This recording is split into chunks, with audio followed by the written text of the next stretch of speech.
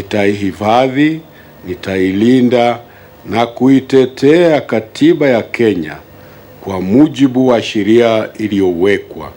Ewe Mwenyezi Mungu unisaidie.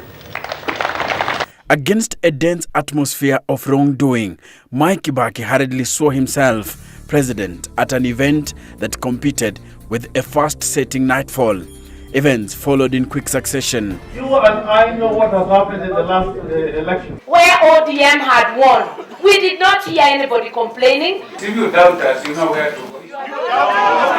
A chaotic tallying, muddled figures, an oath, and then eruption of violence.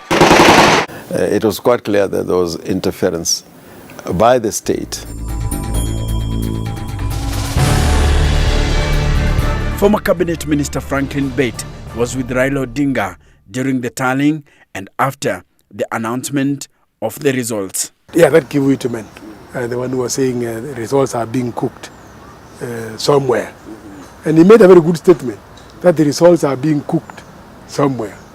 It was so bad to come out of him, but he made it. So he knew it was being cooked. We stood there kidogo. We didn't have space on the other side. So some of us were standing behind the electoral body.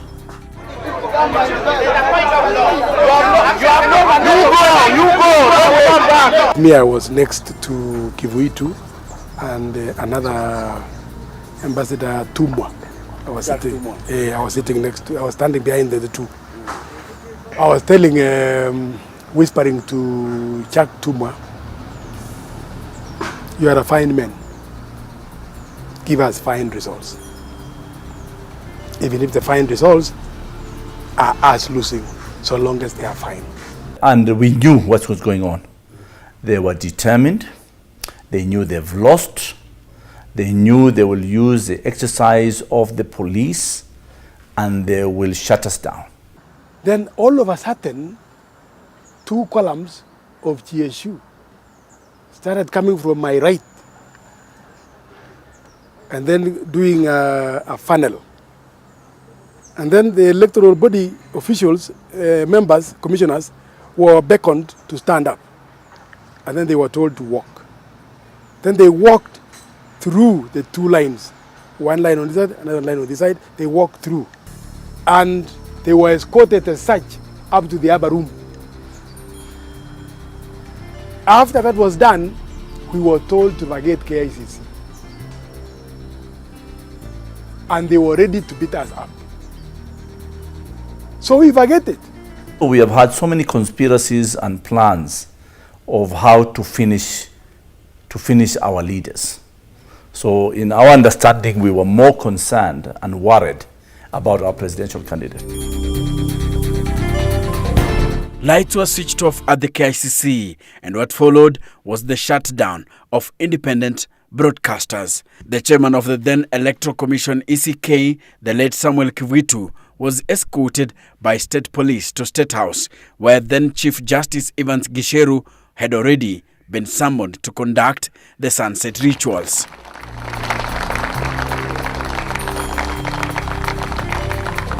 Only KBC was left to go up. The entire press corps was violently pushed out because they tried to resist. But ourselves, we didn't resist. We just walk away to go and wait for the results at the Pentagon House. But they were flushed out by force. I even remember some of them were injured and some of their equipment was spoiled. The antagonistic situation that could not be managed by government of the day at that time will tell you that Raila somehow had good numbers. If he didn't win, as people could want to claim, but he had good numbers that can convince someone that Raila won. Look at the number of MPs we got. Look at the number of regions that supported Raila Odinga. Almost the entire country. At that time, Kenyans eagerly waited for Kivuitu's voice. We didn't take long. At Pentagon House, watching those screens we had fixed up there. The announcement came. Kivuitu announcing the winner is Mwai Kibaki. The entire Pentagon House was into into mourning. They simply broke down. Some of them even collapsed. I mean, I remember I had to be involved in first aid on some of them, because that was the last thing to expect. That was the last thing to expect, because that election was won by the orange team. How was Raila then, I think, when the results were announced? He simply stood up, walked into his car, went away. The one who, I mean, a large number, I don't want to mention the guys who broke, but they broke down. Yeah. William Ruto, again, also walked away. Henry Koskei walked away. So I was left, if I may say now on my part, I was left with Ruth Odinga to kind of pacify people, comfort people. We took time. Some of them were crying profusely. We took time to ask them, there is a future, there is hope. So the moment you are not respecting that procedure and the tenets of democracy, where you have time to swear in the president, where you have also time to do all those state decorations until the time the president is sworn in, of course it casts doubt. And of course the speculation has remained up to today, even in Raila supporters, that Raila won in 2007. But of course, you know, the ultimate decision lied with the IEBC at that time. We thought Kivuitu was in charge as chairman, only to realize that later that I think the pressure was too much, and maybe one would understand dealing with an incumbent is not easy. He has the instruments of power. He can intimidate, blackmail, and frustrate you into submission. And probably Kivuitu cracked at one point. He was not strong enough to hold his ground. The events that literally set the country on fire. The 2007 election had preceded polarized campaigns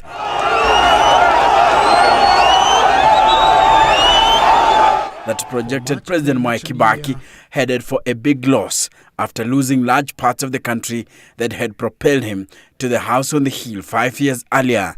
Then provinces that did not support his bid for a second term felt cheated by the results and erupted in violence.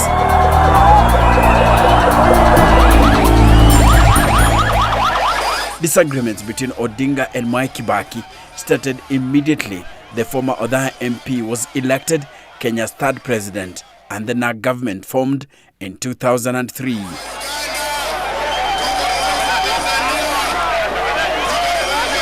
The Raila Odinga team felt cheated in the power-sharing arrangement after helping Kibaki trounce Moi's choice for the presidency.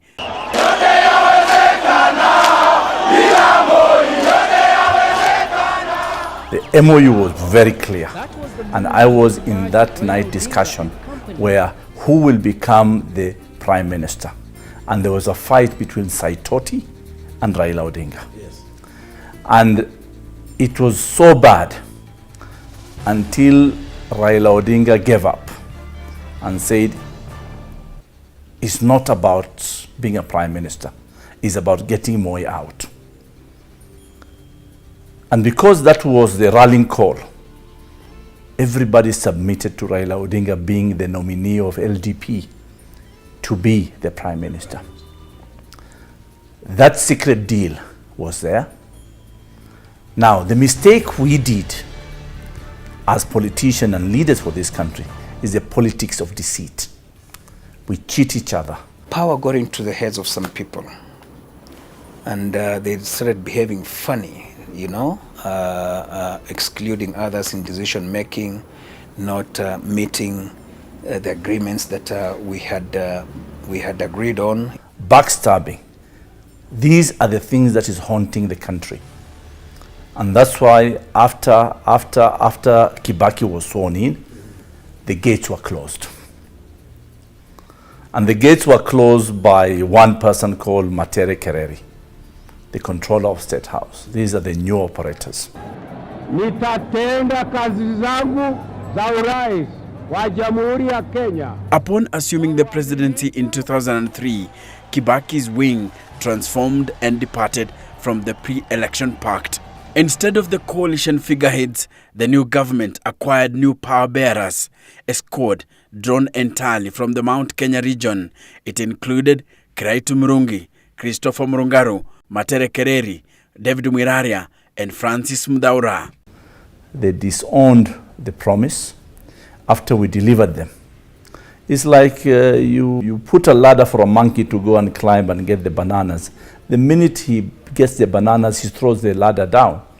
Yeah? So that was actually the downfall of the NAC government. That is where now the crisis started. So Raila had to swallow it because he had no choice. We tolerated it. It was infighting within government. The opposition of KANU was not felt because there was opposition within. That was what killed NAC. Otherwise, NAC was a wonderful dream that would have taken this country very far. I wish NAC did not die. Within months, the National Rainbow Coalition dream was dead, with the once mighty NAC reduced to a single-engine government. The NAC collapse was formalized 2 years later with a referendum that pitted former allies Mwai Kibaki against Raila Odinga and NK against LDP. Kibaki was trounced in the referendum.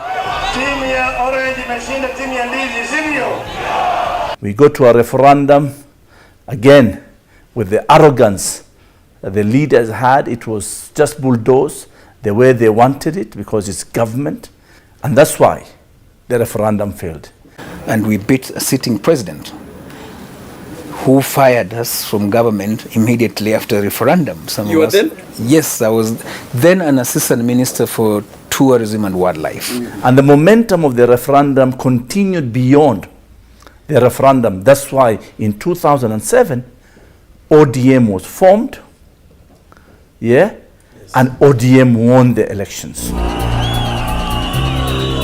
The 2007 election was a rerun of the 2005 referendum, and the early results placed Mwai Kibaki and Raila Odinga where they were in 2005, Kibaki losing and Raila winning. And when the official results failed to confirm what appeared obvious, the country erupted. To put it bluntly, nobody will ever be able to say who won or who lost this election. It was simply too bad before any results got to the KICC. Most of the voting went on quite well in a lot of the polling stations across the nation. But when it came to the transmission of the results, that's where the problems, started. And some of them were done at the local level between polling stations and, constituency centers or other regional centers, or as they were being transmitted to Kenyatta International Conference. He had the best chance then. All of us were in ODM. I was in ODM. He had nearly the whole country, Rift Valley, Western, Coast, Nyanza, the whole of the Muslim and the pastoralist area. His moment was 2007. That was his moment. And Kenya was ready for a non-Kikuyu president. Now, a combination of factors don't favor him becoming president. But Odinga was to work with a man who he claimed had stolen his presidency. Kenya was to have its first ever grand coalition government engraved in a PISA code, witnessed by iconic figures in Africa, led by the chief mediator, former UN Secretary General, the late Kofi Annan. He was named Prime Minister with Kibaki President. There was also the recognition of Raila Odinga being the potential Prime Minister even before changing the law. Remember when riders were sent to Pentagon House and the riders were given to Raila Odinga and they escorted Raila Odinga to Harambee House. Unfortunately, fortunately, I was in that car. I was with Raila Odinga in the car. And we came out to Harambee House. Unfortunately, we didn't have a formal appointment with President Kibaki. When we reached there, Kibaki refused to see us. I told Raila Odinga, maybe we don't deserve to be given the riders before the deal. But Raila Odinga felt he was entitled to those riders. I started becoming disappointed because it was not about riders that we fight to be in leadership. It was about the people of Kenya. From that time, we knew we had a raw deal. If he was focused on power, then there would have been no deal, because the position that we took at the beginning was that we had won the elections and Raila should be declared the president of the Republic of Kenya. And the worst scenario for us was a repeat election. Worst because we only two scenarios. Raila's announced, and our second option was that we should go back for elections. It was necessary to go into that deal because the entire clout of the international community, either as expressed through the African Union, the United Nations, and the United States of America, European Union, all of them wanted Raila, to accept a deal. But the Grand Coalition was not an easy marriage, complete with echoes of the MOU failure 5 years earlier, as President Kibaki held on to key ministries. If Kibaki and the PNU behaved properly and accepted the terms and the position of the Prime Minister as set out in the law and in the Constitution, things would have gone a different direction. Kenya would never had a situation where an election still becomes a problem. Despite the wrangles, the Grand Coalition government went on to deliver growth and significant political developments, including the promulgation of what was considered the most progressive constitution in 2010. With Kibaki heading into retirement, the Grand Coalition government acted as Raila's launching pad for the next election. But the dynamics were shifting, and none so dramatic than those occasioned by the International Criminal Court indictments of then Deputy Prime Minister Uhuru Kenyatta and Raila's one-time sidekick, William Ruto. And I will say, by the way, that all these things, had Raila handled it properly, had Raila been a bit patient, we did not have a candidate. Raila was winning. The ICC case and the eviction of Mau encroachers and the Mau forest further strained relations between Raila and Ruto, with Ruto allies accusing Raila of abandoning Ruto at the hour of need. He doesn't, at the same time, he doesn't keep friends and allies. When he became the Prime Minister, he started again eating into his allies.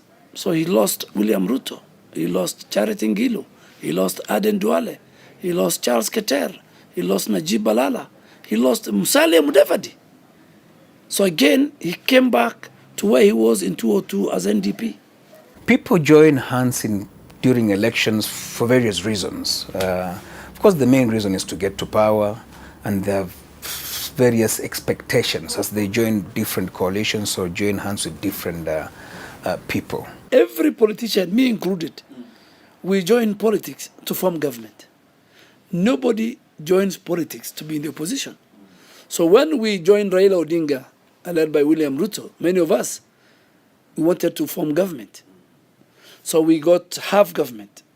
But in that half government, Raila Odinga and some of his close allies started undermining William Ruto and preferred Musalia Mudavadi. Immediately after 2007 general election, I think the people who wanted to stop Raila through whichever means immediately embarked on a mission to disorganize ODM. And I will tell you that disorganization was so intense and so well-resourced. I remember during those days we were being told if you wanted an envelope, it was usually 100,000 every weekend. There was a place where you would go to pick it. And the main aim was to disorganize ODM. And by the time the elections were staged in 2013, ODM's Pentagon was no more. Ruto, Ngilu and Najib Balala teamed up with Uhuru Kenyatta to form the Jubilee Coalition. Musalia Mudavadi vied for the presidency on a UDF ticket, and Raila Odinga found warmth in the CORD coalition, together with former Vice President Kalonzo Musyoka and Ford Kenya leader Moses Wetangula. The election was won by Uhuru Kenyatta, with Raila Odinga coming second.